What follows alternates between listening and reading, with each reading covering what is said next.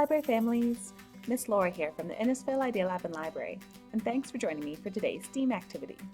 STEAM stands for Science, Technology, Engineering, Art, and Math. Today, I'm going to show you one of the library's new kits that supports STEAM learning at home. This is the Simple Machines kit.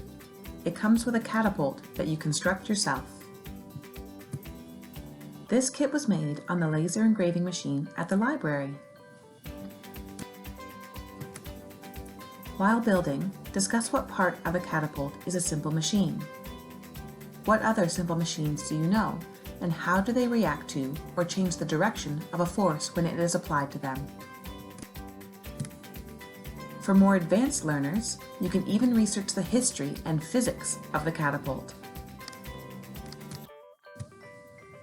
Each of the kits come with a handout detailing how to construct your catapult, interesting facts, and extension activities your learners can explore. There are also book recommendations that you can request on our website for further learning opportunities. You can purchase one of our Learn at Home kits for the learners in your life by checking out our website, innisfailidealab.ca, and clicking on the Kids and Families link. We would love for you to share a photo of a simple machine that you have created with us at the library.